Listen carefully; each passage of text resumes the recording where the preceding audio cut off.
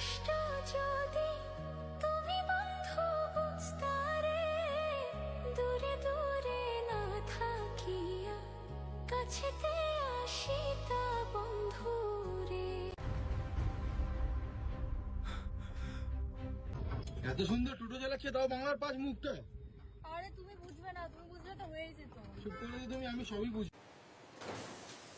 ডাবের পানি, ডাবের পানি, কচি কচি ডাবের পানি, খেলে পরে চলে যাবে সব চুলকানি, খেলে পরে চলে যাবে সব চুলকানি।